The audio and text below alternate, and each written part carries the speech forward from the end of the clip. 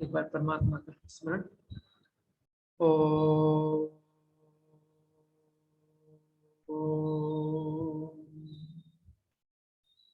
तो हलासन नामकरण हल से हुआ है, कृषि यंत्र, ठीक है, हल। अंतिम अवस्था में श्वास पूरी बाहर रहेगी, ठीक है। दृष्टि नाभि पर, ध्यान नाभि पर। कब नहीं करना चाहिए? सिरदर्द, उच्च रक्तचाप, हाई ब्लड प्रेशर हो, दस्त इत्यादि हो तब भी नहीं, और गर्दन में कोई प्रॉब्लम हो तो। बाकी थायराइड पे प्रभाव पड़ता है, तनाव थकान को कम करता है, पेट के लिए उपयोगी है। उल्टा पश्चिम उत्तानासन कह सकते हो, ठीक है। मस्तिष्क में रक्त को बढ़ाता है।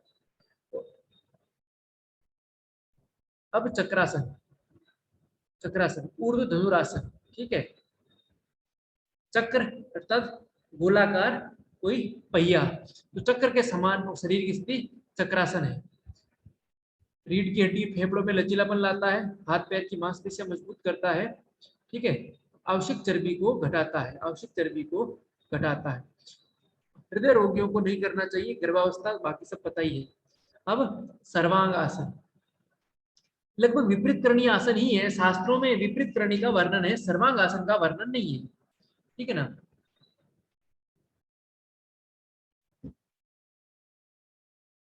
कब कब नहीं करना चाहिए ये ध्यान रखना है इसमें।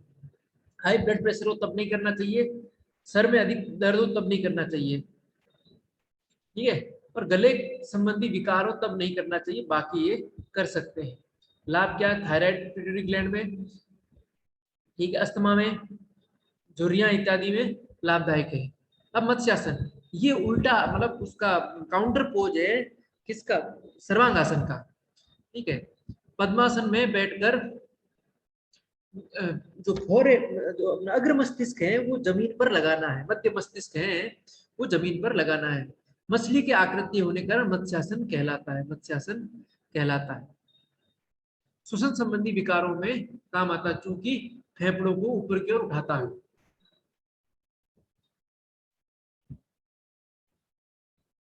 शवासन, गैरन में इसको मृत आसन कहा है, ठीक है। हट में शव कहा है, गैरन में मृत आसन कहा है। पीठ के बल सामान्य लेट जाना है, कुछ नहीं करना, शरीर को ढीला छोड़ देना है, शरीर को, और अपना पूरा ध्यान अपनी श्वास प्रश्वास की प्रक्रिया पर लगाना है। और शरीर में कोई पीड़ा हो, कुछ अनुभव हो तो उसको केवल देखते रहना है। ये आसन शवासन है। उच्च रक्तचाप को दूर करता, हाई ब्लड प्रेशर में, अनिद्रा में बहुत उपयोगी है, बहुत उपयोगी है। उसके साथ साथ स्मरण शक्ति, मन की बेचैनी, घबराहट इत्यादि के लिए भी लाभदायक है, इत्यादि के लिए लाभदायक है। चूंकि ये शरीर को शांत करता है तो कुछ लोग इसको इसमें मना करते हैं करवाने को,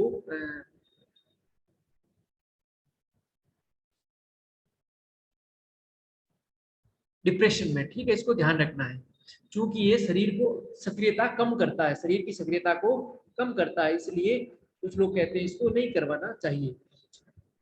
शरीर में अति सक्रियता हो तब करवाने से लाभ करता है, लाभ करता है। अब सेतु बंद आसन, ठीक है। सेतु बंद, पुल के समान स्थिति, सेतु बंद कमर के लिए बहुत ज्यादा अच्छा है।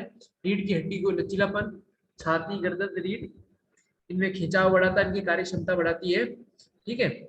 मासिक धर्म रजो निवृत्ति में भी सहायक है, ये इत्यादि इसका है। अब संतुलनात्मक आसन, बैलेंसिंग पोज, चूंकि संतुलन से हैं तो शरीर के संतुलन से मन के संतुलन प्राप्ति, तो ये मानसिक रोगों के लिए, मानसिक विकृतियों के लिए लाभदायक अधिक है।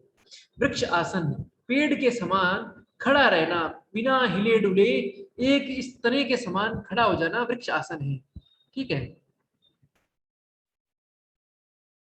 तो सामान्यतः मानसिक रोगों में लाभ है। कौन ना करें? हाई ब्लड प्रेशर, जिनको चक्कर आ रहा हो वे ना करें, ठीक है।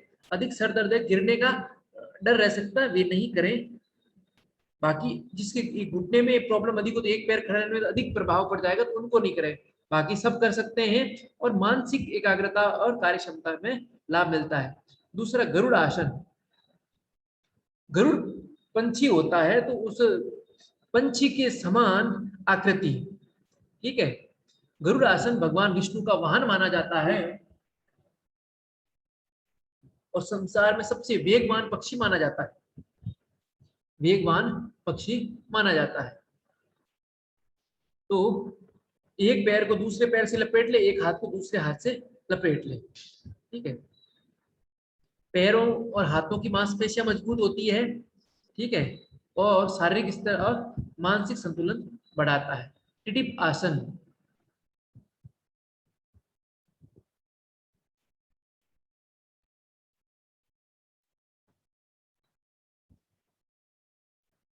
नमस्कार आसन, टिटिप आसन, नटराज है। नमस्कार आसन हमने सूर्य नमस्कार के सबसे पहले पढ़ लिया था, तत्पश्चात टिटिप आसन, ठीक है। दोनों पैरों को कंधे के ऊपर स्थिर कर देना, हाथों पर खड़े रहना, ये टिटिप आसन है, ये टिटिप आसन है। और फिर नटराज आसन, एक पैर पे खड़े रह के एक हाथ से एक पैर को पकड़ लिया जाए तो ये नटराज। भगवान शिव नटराज में, नट यानी नृत्य, तो नृत्य की एक मुद्रा के समान रहना नटराज है। क्या है? नटराज है। इस प्रकार ये अपने आसन पूर्ण हुए, आसन पूर्ण हुए। उसके बाद अपने पाठ्यक्रम में प्राणायाम, अपने पाठ्यक्रम में प्राणायाम।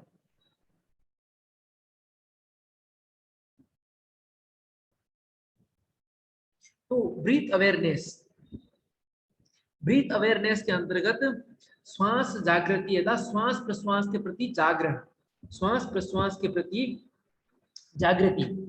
तो ये जागृति कैसे कि श्वास आ रही है, श्वास जा रही है, एक। दूसरी, श्वास का स्तर क्या है, उदरीय श्वसन है, वक्षीय श्वसन है, गहरा लंबा श्वास है, छोटा श्वास है। तो ये ब्रीथ अवेयरनेस है, ये ब्रीथ अवेयरनेस है। ब्रीथ अवेयरनेस के अंतर्गत श्वास प्रक्रिया किस प्रकार की है, श्वास प्रक्रिया तीव्र गति की है या धीमी गति की है, ठीक है, स्थिरता है, चंचलता है, उदरीय श्वसन हो रहा है, वक्षीय श्वसन हो रहा है। तो इस प्रकार ये ब्रीथ अवेयरनेस है।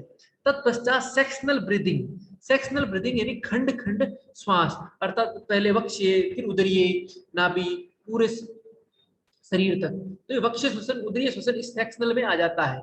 एक नासिका से लेना, एक से नहीं लेना, फिर क्यों पूरक पे ध्यान देना, कुंभक पे ध्यान देना, रेचक पे ध्यान देना, इस तरह टुकड़े टुकड़ों में श्वास को लेना, छोड़ना और इस प्रक्रिया को संपन्न करना, कौन सा है? Sectional breathing. तत्पश्चात नाड़ी शुद्धि, हठ प्रतिपदा में भी नाड़ी शुद्धि का है, गहरण में भी नाड़ी शुद्धि का वर्णन है। नाड़ी शुद्धि दो प्रकार की, समनु निर्मनु, ठीक है, गहरण के अनुसार। तो उसको भी ध्यान रखना है, बीज मंत्र सहित, बीज मंत्र रहित, ठीक है, और मंत्रों के सहित अनुलोम विलोम के द्वारा ही जो पूरक कुंभक रेचक की प्रक्रिया है वो नाड़ी शुद्धि है, वो नाड़ी शुद्धि है। और नाड़ी शुद्धि से संपूर्ण नाड़ियों की शुद्धि हो जाती है, नाड़ियों की शुद्धि हो जाती है। स्क्रीन दिखाई दे रही है ना आप लोगों को? Yes sir. ठीक ठीक ठीक। तो ये नाड़ी शुद्धि, सूर्य मंत्र हमें पता है, ठीक है, दाई नासिका से श्वास भरना, कुंभक लगाना और बाई नासिका से रेचक कर देना। उज्जयी भी हमें पता है, शीतली, शीतकारी, भस्त्रिका, भ्रामरी, बाह्य वृत्ति, आभ्यंतर वृत्ति, स्तंभ वृत्ति, प्राणायाम, ठीक है। बाह्य वृत्ति, आभ्यंतर वृत्ति, स्तंभ वृत्ति, ये योग सूत्र का प्राणायाम है, ये योग सूत्र का प्राणायाम है। इसमें ध्यान देने योग्य दो बात है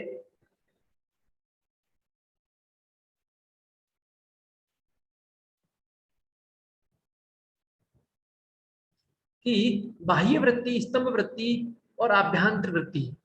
तो बाह्य यानी प्राण को बाहर स्थित करना, प्राण को शरीर के बाहर स्थित करना, रेचक पूर्ण कर देने, बाह्य बाह्य वृत्ति कहलाएगा।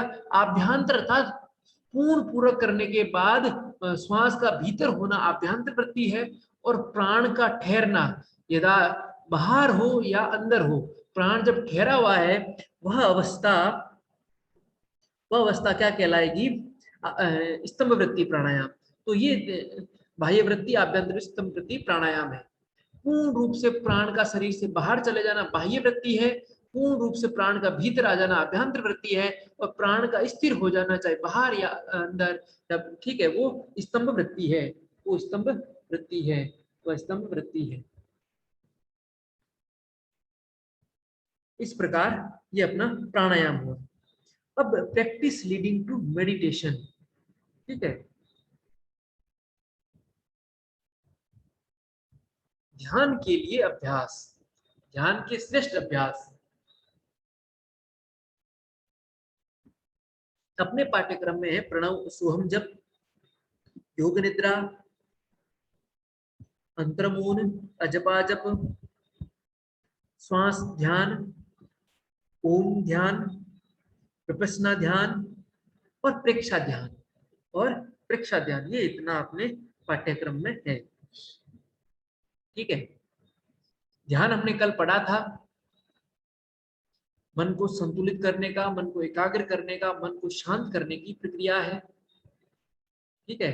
स्वयं को देखने की प्रक्रिया है, ये ध्यान है।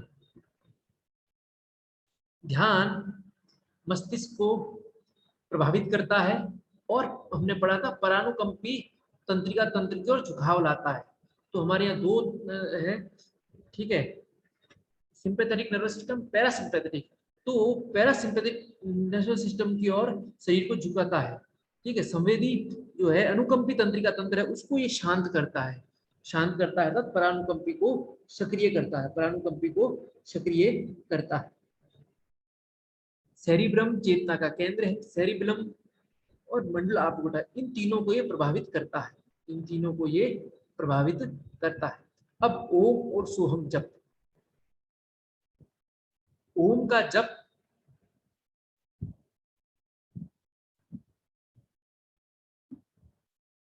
ओम का जप हमने प्रश्नोपनिषद में पढ़ा, ओम का ध्यान मांडुक्य उपनिषद में पढ़ा, ओम का जप और ध्यान दोनों छांदोग्य उपनिषद में पढ़ा, ध्यान बिंदु उपनिषद में पढ़ा। तो ओम का जप दीर्घ घंटा निनादवत, ओम, दीर्घ घंटा, बड़ा घंटे को जब बजाते हैं तो शुरू में लाउडली आवाज आती है, फिर धीरे धीरे आवाज धीरे धीरे लय लीन होने लगती है। उस प्रकार की ध्वनि ओम का जप कहलाती है, ओम का जप कहलाती है। एक ऐसी ध्वनि जो ब्रह्मांड में निरंतर गतिशील चलती रहती है, निरंतर। जैसे एक भंवरा है तो भंवरे का गुंजन एक समान है, लेकिन ओम का गुंजन भ्रमर के समान नहीं है। किसके समान है? घंटे के नाद के समान है। अधिक गुंजायमान, अधिक शब्द से धीरे धीरे शब्दहीन लय की ओर। तो इस प्रकार का जप ओम का जप है। और तस्य वाचकः प्रणवः, उस ईश्वर का नाम प्रणव ओम है। ओम कौन है? ईश्वर, ब्रह्म है, अक्षर ब्रह्म। तो ओम अर्थात ब्रह्म, अक्षर ब्रह्म या ईश्वर। और उनका जप करने का विधान शास्त्र आदेश करता, उपनिषद भी करते हैं और योग सूत्र में महर्षि पतंजलि ने भी आदेश किया है। और जप करने का फल क्या है? तज्जपस तदर्थ भावनम तथा प्रत्येक चेतना अधिगमो अपि अंतराय भावश्च, उससे आत्म चेतना का साक्षात्कार होता है तथा अंतरायों का अभाव हो जाता है। तो ये ओम का जप है। अब है सोहम जप। सोहम अस्मि शब्द हमने ईशावास्य उपनिषद में पढ़ा था। मैं वही हूं, मैं वही हूं, सोहम अस्मि, सोहम अस्मि। तो यहाँ ये सोहम अस्मि तो निरंतर, चूंकि हमारे यहाँ 21,600 श्वास माने जाते हैं हठ योग में, तो निरंतर सो हम, श्वास भरते हुए सो में वह हम, और श्वास छोड़ते हुए हम की भावना, इसको निरंतर जपते रहने को सोहम का है। सोहम, सोहम, तो श्वास भरना सो और श्वास छोड़ना हम। स्वस्वर श्वास प्रश्वास की प्रक्रिया, स्वस्वर ओम के जप की प्रक्रिया प्रणव जप है, और स्वर दीर्घ श्वास लेना छोड़ना, ठीक है। तो पूरक में सो का जप, रेचक में हाँ का जप, निरंतर इसी मैं वही हूं, मैं वही हूं। कौन? जो परमात्मा है, जो परमेश्वर है, उस परमेश्वर का निरंतर भाव करना, उस परमेश्वर का निरंतर भाव करना ही सोहम है। निरंतर इसी का जप, प्रत्येक श्वास के साथ ये अनुभव करना कि मैं वही हूं। तो श्वास प्रश्वास की प्रक्रिया लयबद्ध हो और व्यक्ति के कंट्रोल में हो, तो वह सोहम जप है, वह सोहम जप है। अपने यहाँ कह रहे कि हंसों का प्रयोग करता है। हम उल्टा जप करता है, जीव क्या करता है, उल्टा जप करता है। हंस लेते समय वो हंस करता है हम का, और छोड़ते समय स का करता है, तो गलत है। जब हंस सोहम में बदल जाए, हंस सोहम में बदल जाए तो वह योग का है, और इसको अजपा जप भी कहते हैं। अर्थात जिसको जप करना नहीं पड़ता है, जो स्वयं से निरंतर होता रहता है, स्वयं से निरंतर होता रहता है। तो वह मैं हूं, वह कौन, जो परमेश्वर है, जो ईश्वर है, जो ब्रह्म है, जो शिव है, वह हम अहम यानी मैं हूं। तो मैं वही हूं, कौन, जो ईश्वर है। तो सोहम की भावना का निरंतर श्वासों के साथ रात दिन जो चलने की भावना है, वह सोहम जप कहलाता है। इसको अजपा जप, गायत्री जप भी कहते हैं, सोहम गायत्री भी कहते हैं, जिसमें मंत्र का जप नहीं करना पड़ता है, केवल श्वास प्रश्वास लयबद्ध तरीके से देखना होता है, और वह श्वास हमारे निरीक्षण में होता है, हमारे प्रेक्षण में होता है। हमारी श्वास प्रश्वास जो हमने पढ़ा था विक्षेप 6 भू में, तो वहां अर्थात हमारे बिना इच्छा के श्वास का आ जाना, बिना इच्छा के श्वास का चले जाना, ये हो गया श्वास प्रश्वास विक्षेप 6 भू। लेकिन हमारी इच्छा के अनुरूप ही श्वास का भीतर आना, इच्छा के अनुरूप ही श्वास का बाहर जाना, ये जप सोहम जप है, ये जप सोहम जप है। ठीक है, सोहम सोहम, श्वास भरते हुए हम सो और छोड़ते समय अहम सोहम। इस प्रकार ये निरंतर जब चलना, ये ध्यान की भावना है, और ये ध्यान मन को शांत बना देता है, शांत बना देता है। जो सुदर्शन क्रिया है वो उसमें ही ऐसा ही है, और ये सोहम गायत्री जप भी है, मूलतः ये गायत्री जप है। तो इस सुदर्शन में सोहम के साथ भस्त्रिका कराया जाता है, और उसमें कुछ विशेष भिन्नता नहीं है। तो ये हो गया अपना सोहम जप। अब योग निद्रा, अब योग निद्रा, योग निद्रा का वर्णन बहुत से ग्रंथों में आया है, बहुत से ग्रंथों में आया है। तंत्र ग्रंथों में मिलता है, दुर्गा सप्तशती में मिलता है, भगवान विष्णु की स्थिति में मिलता है, योग निद्रा में ही भगवान शयन करते हैं। तो योग निद्रा का वर्णन बहुत आया है, लेकिन इस योग निद्रा का चिकित्सकीय प्रयोग के साथ जो वर्णन है, व्याख्यात्मक वर्णन है, वो स्वामी सत्यानंद सरस्वती जी ने किया है। उन्होंने ही सबसे पहले इसके ऊपर पुस्तक लिखी और इस अभ्यास को करवाना आरंभ किया, और इसको चिकित्सकीय परीक्षण के साथ स्वामी राम ने किया। अमेरिका में स्वामी राम ने इसका प्रदर्शन किया। तो ये योग निद्रा है। योग निद्रा में 6 चीजें हैं, इसको ध्यान रखना। पहला विशेष निर्देश और तैयारी, निर्देश दिए जाते हैं, तैयारी। दूसरा शिथिलीकरण, शरीर का रिलैक्स करना। तीसरा उसमें कुछ संकल्प को धारण करते हैं कि मैं ये करूंगा, या मेरी चेतना वहां जाए, तो संकल्पों को धारण किया जाता है। चौथा है संपूर्ण शरीर में चेतना को भ्रमण कराना, चेतना को, अपनी कॉन्शियसनेस को शरीर के अंग अंग में घुमाना। पांचवा है काल्पनिक अवलोकन, चेतना को शरीर से बाहर ले जाकर किसी कल्पना के स्थान में ले जाना, बोध कराना, वहां घुमाना। और छठा है संकल्प की समाप्ति, संकल्प को पुनः बोध करना और योग निद्रा को समाप्त करना। तो ये योग निद्रा के 6 चरण हैं। स्वामी सत्यानंद सरस्वती जी अथवा योग विद्यालय मुंगेर के अनुसार योग निद्रा के कितने 6 चरण हैं। निर्देश तैयारी, शिथिलीकरण, संकल्प, संपूर्ण शरीर में चेतना को घुमाना, काल्पनिक अवलोकन, और संकल्प की समाप्ति और योग निद्रा की समाप्ति। ये योग निद्रा है, ये योग निद्रा है। तो विशेष निर्देश एवं तैयारी, तो कपड़े ढीले हो, स्थान ऐसा हो जहां बाह्य आवाज नहीं आए, कोई भी अन्य प्रकार का अवरोध नहीं आए, ना अत्यधिक आवाज हो, ना शोरगुल हो, ना किसी प्रकार की कोई ध्वनि हो, ठीक है, ना कोई भय हो वहां, इत्यादि चीजें ये ध्यान रखना है। और जमीन पे कुछ न कुछ आसन हो या दरी बिछाई हो, ऐसे स्थान पे करनी, ना अत्यधिक ठंडा स्थान हो, ना अत्यधिक गर्मी का स्थान हो, इस प्रकार का निर्देश और तैयारी है।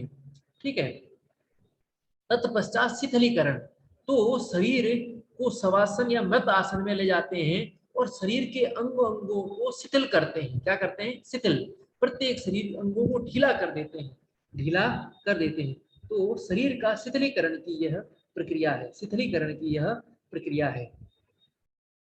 अब संकल्प, कोई भी एक सकारात्मक संकल्प चुनते हैं कि मैं मेरी चेतना को दिव्य बनाऊंगा, मेरी चेतना में ये अपूर्णता है मेरे भीतर, मैं इस पूर्णता को लाऊंगा, मैं क्रोध नहीं करूंगा, मैं सत्य बोलूंगा, ठीक है, मैं योग अभ्यास करूंगा।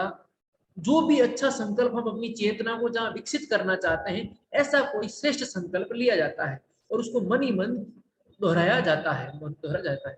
अब तत्पश्चात जो चौथा चरण है, संपूर्ण शरीर में चेतना को घुमाना। तो चेतना को घुमाने का प्रक्रम बाएं से दाएं और पैर के अंगूठे से लेके मस्तिष्क तक अलग अलग जगह चेतना को घुमाया जाता है। इसमें तो पैर के अंगूठे में चेतना को अनुभव करते हैं और वह चेतना का अनुभव धीरे धीरे पैर के अंगूठे से पंजों से धीरे धीरे पिंडलियों में, घुटनों में, जंघाओं में, कमर में, ठीक है, ऐसा ही दोनों पैरों से, कमर से धीरे धीरे ऊपर उठते हुए नाभि में, पेट में, छाती में, हृदय में, पीठ में, रीढ़ की हड्डी में, धीरे धीरे कंठकूप में, हाथ की अंगुलियों में, अंगूठों में, हथेली में, कलाई में, कोहनी में, भुजाओं में, कंधे में, इस प्रकार धीरे धीरे उस चेतना को पूरे शरीर में घुमाया जाता है, पूरे शरीर में। तत्पश्चात कंठ से धीरे धीरे ठुड्डी, ठुड्डी से मुखमंडल, मुखमंडल से नासिका, नासिका से धीरे धीरे कान, कान से आंख, आंख से ललाट, ललाट से मस्तिष्क। इस प्रकार पूरे शरीर में चेतना को घुमाते हैं और पूरे शरीर में चेतना को अनुभव करते हैं, चेतना को अनुभव करते हैं और फिर धीरे धीरे चेतना को शरीर से बाहर ले जाते हैं या किसी विशेष अंग में प्रभावित करते हैं, प्रभावित करते हैं। इस प्रकार ये चेतना को घुमाया जाता है। फिर काल्पनिक अवलोकन, काल्पनिक, तो चेतना को धीरे धीरे मस्तिष्क से बाहर ले जाते हैं, पूरा शरीर को शिथिल ढीला छोड़ दिया जाता है और कल्पना लोक में, मानसिक लोक में चले जाते हैं। मानसिक लोक में हिमालय की ओर, समुद्र की ओर, अंतरिक्ष की ओर, अनंत अंतरिक्ष की यात्रा, बादलों में।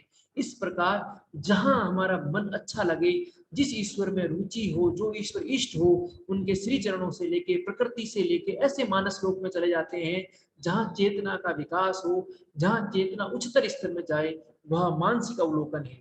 धीरे धीरे चेतना को वहां से पुनः लाते हैं और जो अपना संकल्प था उस संकल्प को दोहराते हैं। मेरे भीतर सत्यता का विकास हुआ, मेरे भीतर योग शक्ति का विकास हुआ, मेरे भीतर बल का विकास, ऐसी भावना करते हुए अपने शरीरों को धीरे धीरे अंगों को हलचल लाते हैं, पैर के अंगूठों में, हाथ के अंगूठों, उंगलियों में, और धीरे धीरे इस हलचल से बाईं करवट लेटते हैं, उठ के बैठते हैं और हथेलियों को आपस में रगड़ते हैं और हथेलियों को आंखों पर, मुखमंडल पर और शरीर में जहां कहीं पीड़ा हो वहां लगाते हैं। तो इस प्रकार की ये पूरी प्रक्रिया योग निद्रा में आती है, पूरी प्रक्रिया योग निद्रा में आती है। योग निद्रा का लाभ क्या है? तो सबसे अधिक योग निद्रा का लाभ है वो शरीर की ऊर्जा का संचय, शरीर की ऊर्जा का संचय, ऊर्जा के बिखराव को रोक के शरीर की ऊर्जा को संचित करती, पहला।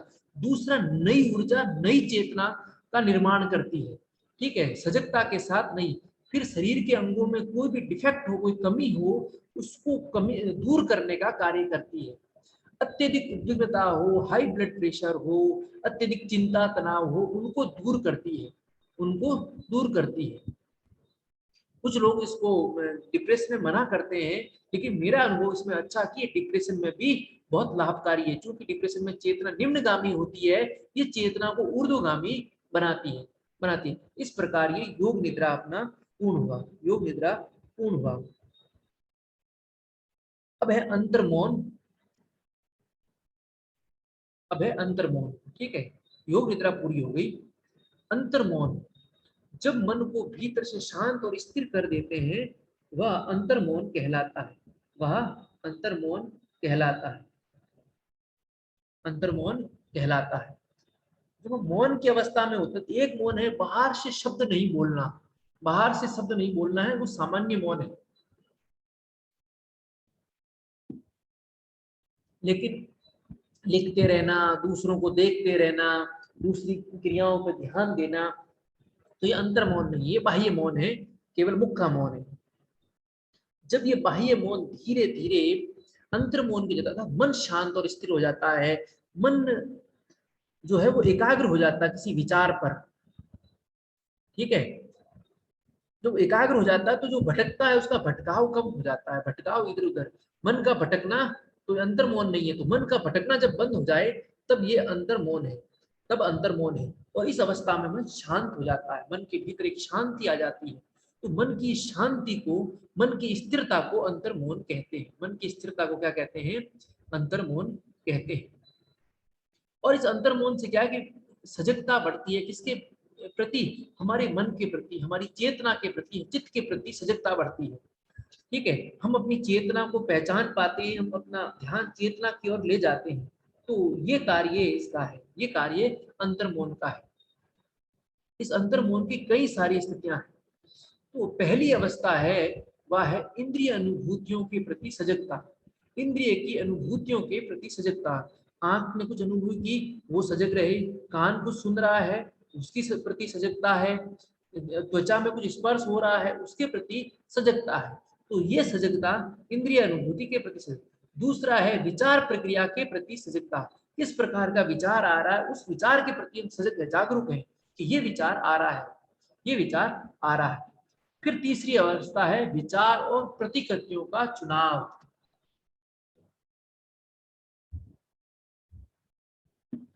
इसमें फिर विचारों का चुनाव करने लग जाता है। कोई जो विचार आता है, किसी एक विचार पर स्थिर हो जाते हैं, विचार पर स्थित हो जाते हैं। ये तीसरी अवस्था। चौथी अवस्था में क्या, जब अन्य विचार आते हैं तो उनको हम हटाते चले जाते हैं, उसको स्वीकार नहीं करके, उस पर स्थिर नहीं होकर, जो पहले वाले में जहाँ स्थिर थे उसी में स्थिर रहते हैं, अन्यों को हटा देते हैं। और पांचवी अवस्था में मन धीरे धीरे एक विचार पे एकाग्र हो जाता है, एकाग्र हो जाता है।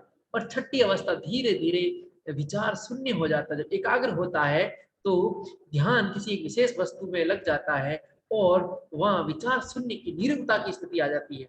फिर कुछ होता नहीं है पास में, खालीपन आ जाता है। तो एक खालीपन की अवस्था अंतर्मौन की पूर्ण अवस्था है, अंतर्मौन की पूर्ण अवस्था है, ठीक है।